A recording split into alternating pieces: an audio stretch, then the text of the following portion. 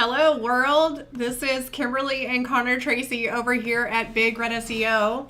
Hey, guys. I hope you guys are having a great week so far. If you are located in Omaha, we are, it's rumored we're going to have a lot of snow. A lot of people have put projections on Facebook so far that the roads are really, really bad. So please be careful. Yeah, but there's no problem with the roads at all. The snow is not even it was supposed to be here by now, but the last thing I saw was somewhere between 6 and 8 p.m. It was a 45% chance. Maybe. And then it's gone back to nothing. So I don't know. So long story short, we wanted to come in for our weekly recap. So this is episode 41. So I have to be honest, this is probably the longest video commitment I have ever made myself. In the past, I have done, I think it's 2 or 3 rounds of 30-day challenge awareness videos, which are tucked in my personal page if you ever go there and are curious about that. But this by far has been super like a term of commitment. And here's where I want to say this, right? So we get reached out a lot and people ask, hey, how did you start? How did you come up with ideas? You guys can watch previous episodes. We gave little like tidbits.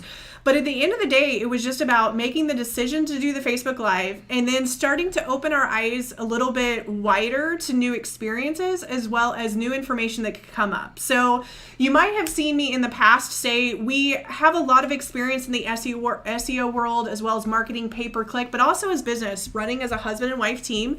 We have experience with that as well as our own leadership and management styles. We both mentor people, business owners specifically, and so forth. But the thing is we can have all that knowledge in our brain, but it's a matter of actually taking action to get it out to other people so they could benefit. Yep. So, hey, Bruce, how are you? Hey, Bruce. You're getting snow too. You're over East Coast. So, Bruce. So you're probably getting snow. We were, yeah. We hope you're doing great. Like, be sure to reach out and let us know how you're doing. Yeah. But anyway, so this week we wanted to give you a couple quick updates regarding just the search engines in general. As you guys know, we talk a lot about Google specifically, as well as some different tips on being able to attract your ideal clientele. Maybe not so much doing just marketing activities everywhere in which way, but kind of some big tips on how to narrow in focus. As you guys know, we're pretty busy people, right? So we're busy people in life, we're busy in business.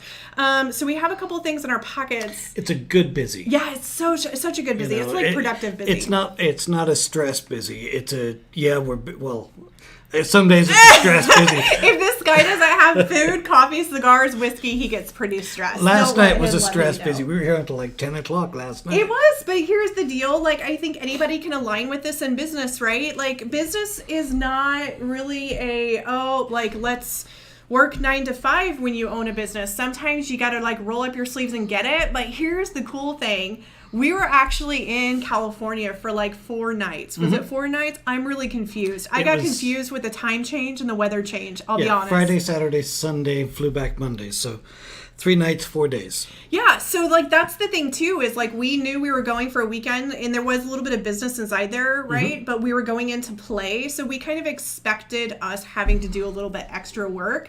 To be able to catch up and catch the momentum, right? So before we left, we were super productive. And then when we got back, we just jumped right back into being super productive. But then in addition to it, also because this is our busy season, right? So new budgets start, new marketing initiatives start with Q1 and so forth. But anyway, Conor, what is new in the SEO world? Because we know people are here to see you and get your knowledge. Some people are here to see me. And for those that like to see me pet you, this is evidence that I'm actually petting him as well. So what's going on in the world? You got your notes? I do. Is this like a cloud? What are you doing? I was killing that part off, but it didn't work. So I'm back to normal. There you go. Okay, so a handful of different things happening. Not so much from Google's end, although they are doing some shutdowns of the Google Plus, so that is now in full swing. The mobile end of things is in full swing again, so they're kind of doing that. But there's been a handful of different things with regards to Google Enterprise level. So by Enterprise, I'm talking about the Google Suite products. So your Google Docs, your Google Sheets, your we use email. all that, by the way, guys. So we use the full Google Suite, and they're going head-to-head, and they've always been head-to-head against Microsoft Office 365. Yeah. So that was their main target. Yep. Mm-hmm. So they were going up against them, but this week they announced that the pricing for Google Suites is going up. So on your renewal, it'll go up. If you're the basic plan, I think it goes up by $1. If you're on the enterprise level, it goes up by $2. Funny thing, do we even pay for that? I don't even know. Do we pay? So, I feel like I should, as the owner of Big Red SEO, I should know that. I'm like, you should be it's going to checking go up stuff. $1 like my Netflix and my Hulu. I know about that, guys, but I use these tools that I don't even know. Do we pay that? Do we pay? No, we don't. We must have got grandfathered in. That's exactly what happened. Yeah. So back in 2006, when they launched the Google Suite, kind of an embarrassing moment, guys. we got in on at that point. Yeah. We were given 10 user accounts, and we were able to utilize that. Does that mean I could have 8 different aliases? No, we were given 10. Oh. And we've only used 2. Gotcha. And then probably about 4 years ago, Google came through and said, all right, no longer is the Google Suite free for everybody. Now it's a paid service. I think it's $5 a month, and that's what it has been since 2006. It's been $5 a month for everybody, but we were grandfathered in, so we still have 2 accounts. So we didn't use it, so they took it away. Yep, use it or lose it. So we have 2.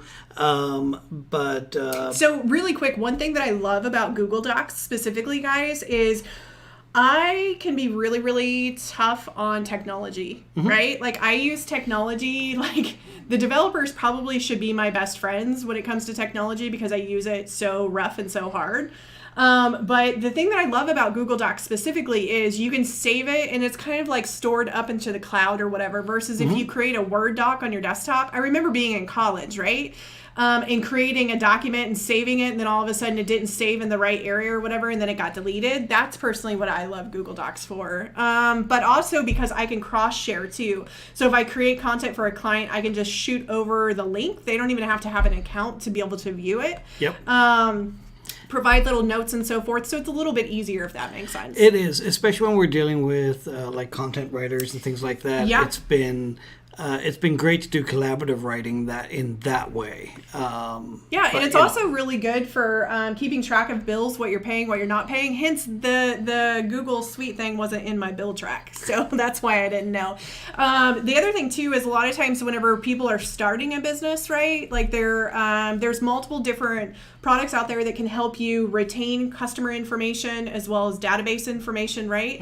But sometimes when you start, like Google Docs is good to go. So like we have a project management system that we use now that handles all that stuff, but I still dip back into Google Docs. And when I started, Google Docs saved my ass. Mainly the Excel forms for clients. You can put your email addresses in there. You can actually create Google Forms now, and you can put those into your website. Yep. So again, we're not getting paid or pitched for this, but Correct. If you're not using something specific for a reason, like whether it's Word or not Word or so forth, this is an extra tool that you can use that we use on a daily basis. Yeah. I mean, Google Suite has been good from what I do. But certainly the Office 365 has its place. So in what I do when we're dealing with analysis of accounts, we're looking at keywords, we're looking at traffic, we're looking at trends and things like that.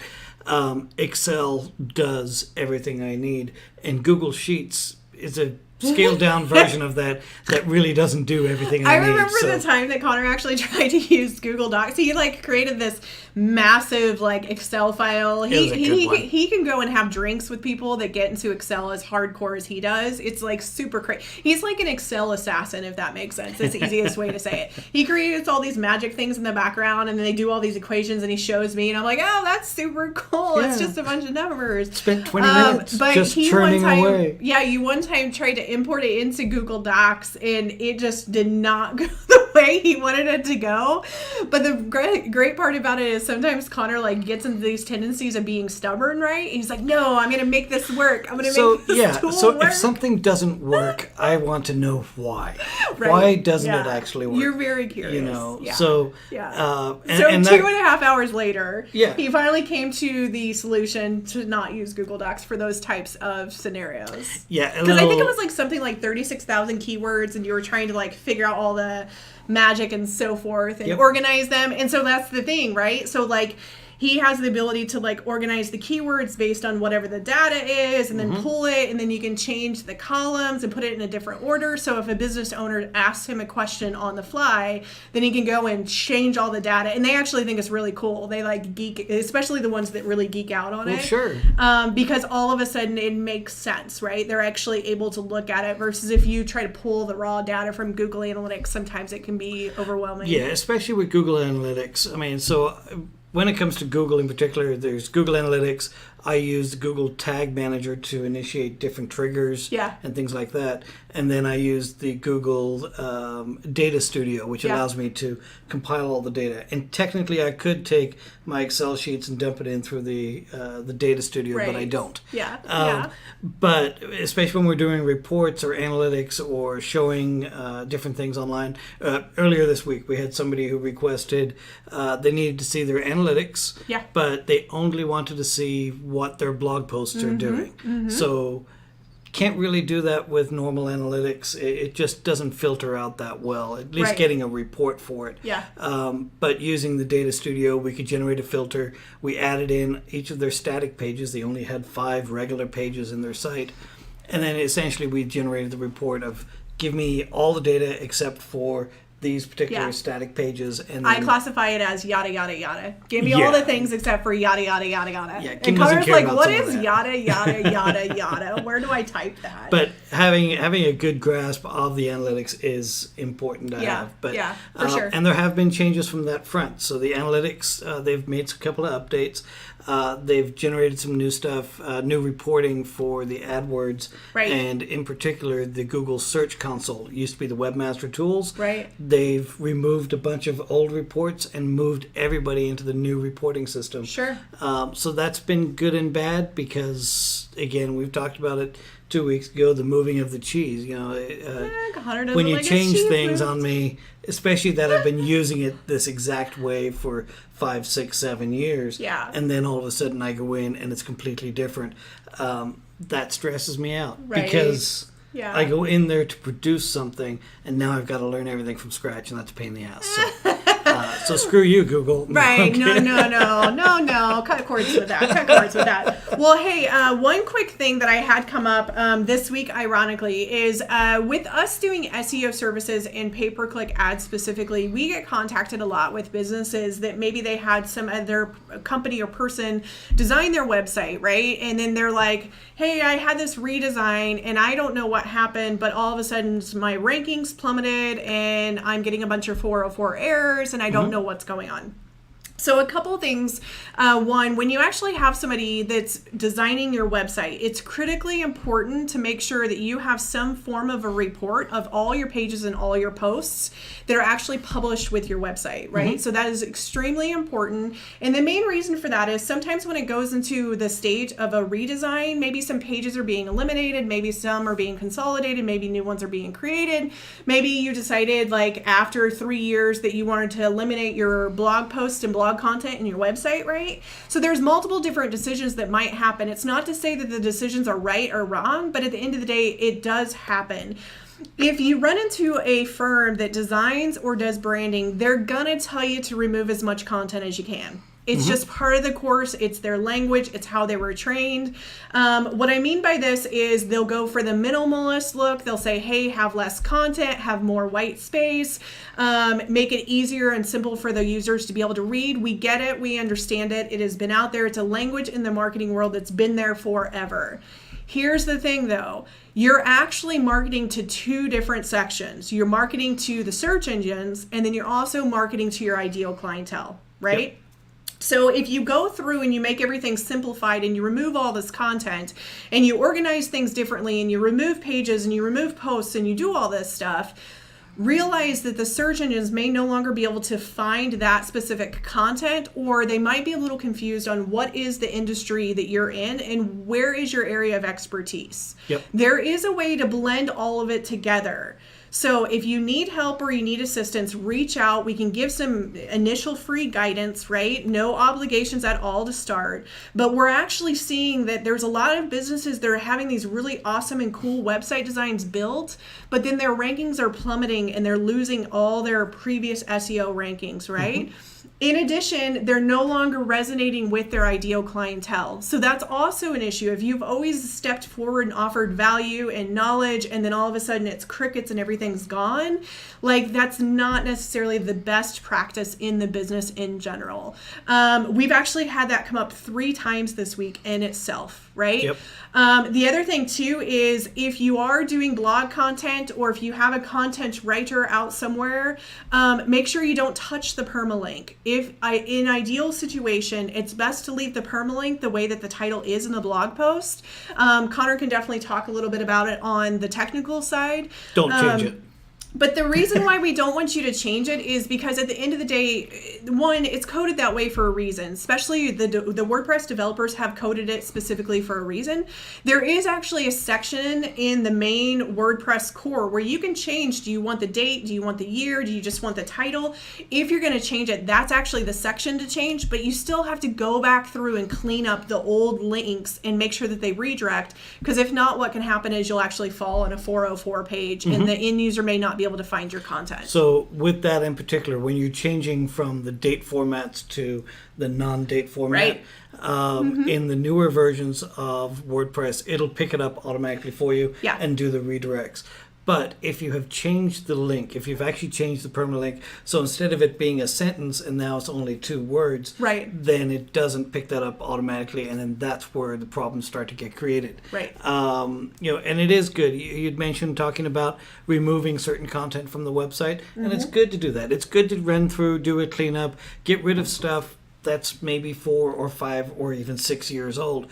Go ahead and get rid of that if it's no longer relevant. Right. But if you delete pages, redirect them, especially if it is getting traffic. And your Google Analytics is the thing that's going to tell you. And I think that that's the key hint too, right? Is I think like sometimes businesses just go in, hey, how are you?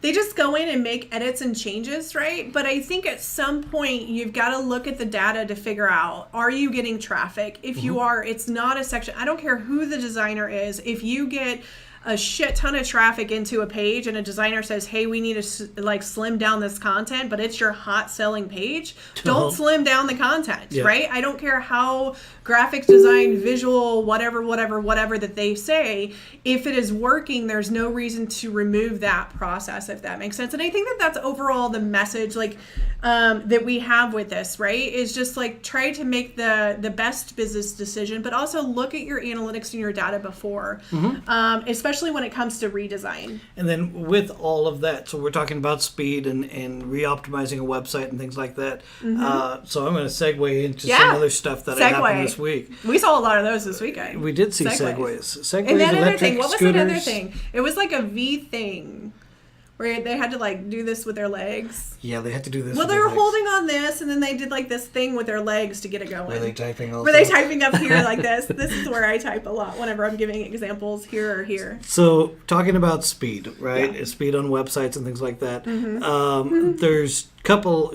She's watching the replay of herself and laughing. I am. It's so cute. I'm like, I get to watch it again now.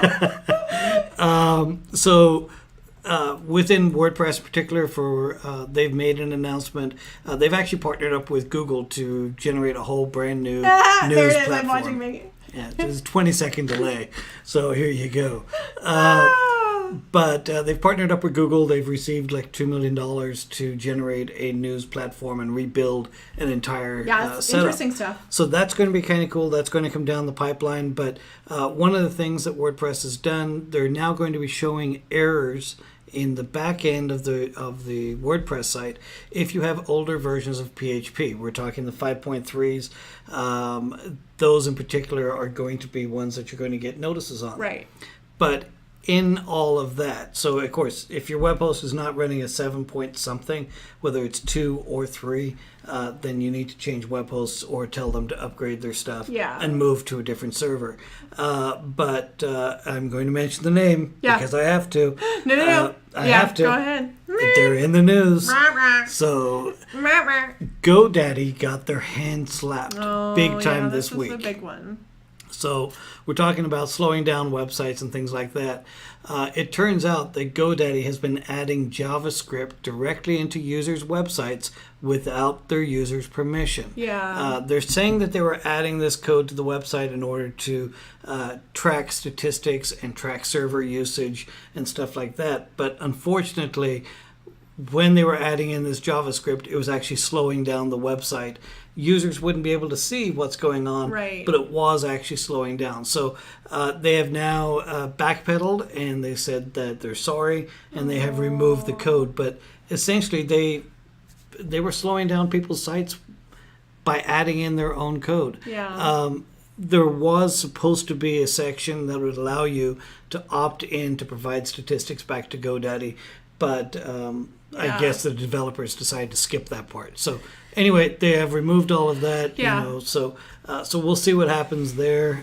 It'll probably come up again in the future as an optional item, but definitely monitor your speeds and things like that. That was one big thing. There was also a major breach, not related to GoDaddy, but just in general online. 700 and something million email addresses, usernames, passwords, all that's exposed. He's getting into the stuff that makes me uncomfortable to talk about. I know. I'm like, oh, cut cords. Okay. So really where I'm going with that in particular is that if you have not changed your password in a while, please change it. We recommend it doesn't matter what it, platform it is. If you're using it for your travel website, or you're using it for your website itself, or on Facebook like we are, or on YouTube or whatever, change your passwords. Don't use the same one that you've been using for the last 3 years. The same one that you use for your bank login info. Your bank account info or any of that kind of stuff. So that's what's going on there. Is it my turn? Sure. Okay, so I want to share what we did this weekend. What I did this weekend. We actually had a friend that took us on a ride in a Tesla. Oh, yeah. And let me be honest, when Conor found out that it was a Tesla, I actually gave a disclaimer and apologized for my husband and anything that he said or any activity that he would be performing within any time frame of us entering the car and or exiting the car. It was cool. We had a great lunch, and we were saying goodbye, and everything is cool. And we walked down towards their car, and they were just about to get in, and I looked at the back of it, and I'm like, is this a Tesla? So let me just clarify. He did not just say that. Like, this guy turned into like a little kid in a candy store, but it was like that awkward dating phase, right? It's like, it's the end of the day. Okay, let's say goodbye.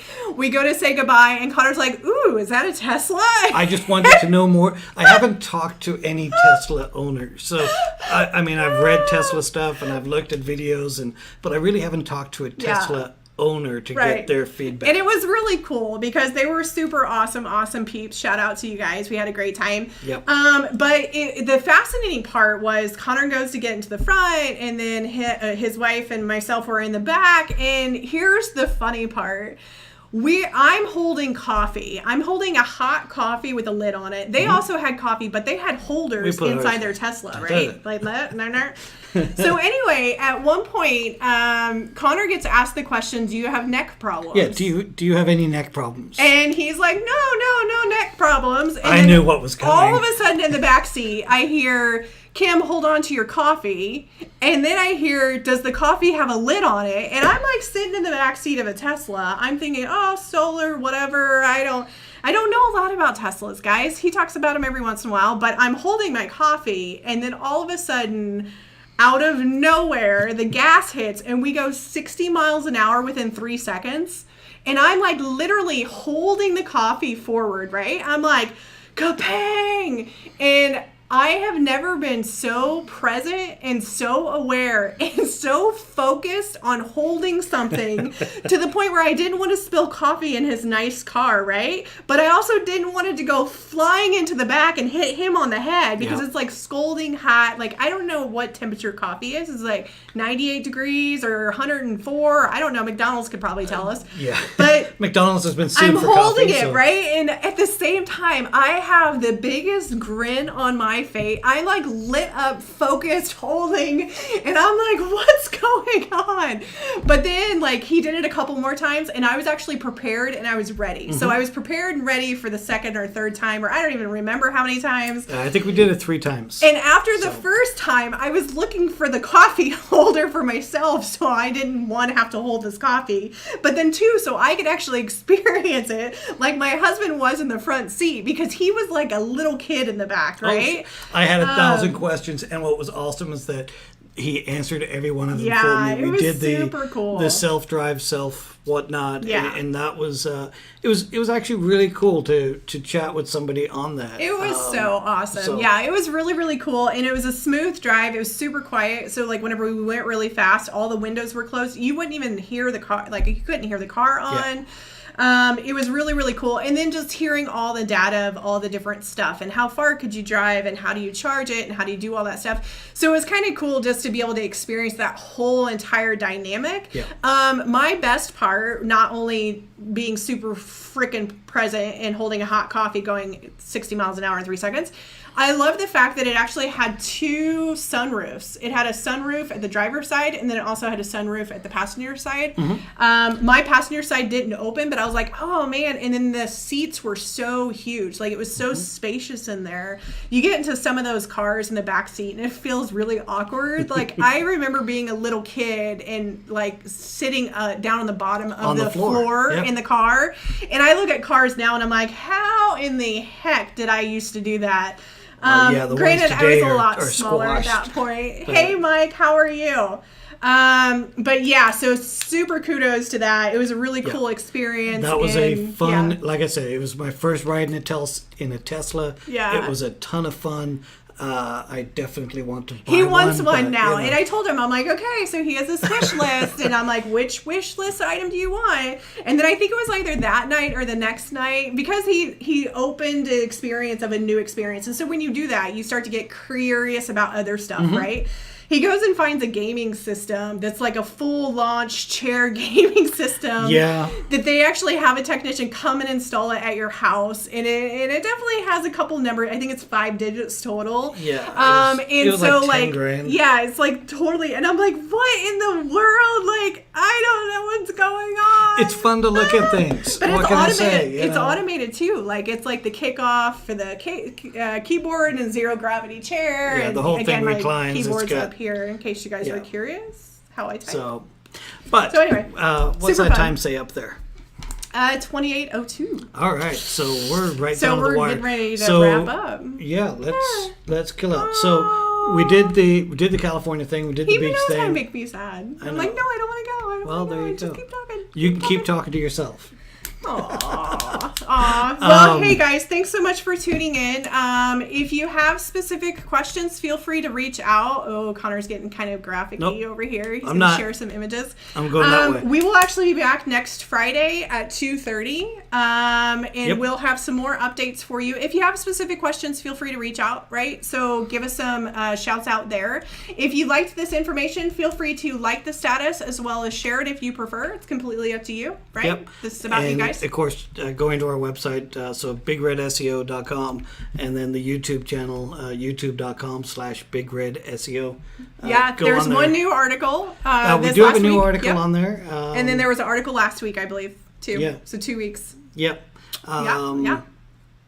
That's cool. That's all I got. All right, guys. Thanks so much for tuning in. Hope you have a great weekend, whether it's snow or no snow. No, that's not the picture I want. Snow that's or the no picture I snow. want. Okay. But either way, have a great weekend, and we'll chat with you next week. All right, guys. See ya. Have a great week. We'll talk to you later. Bye now.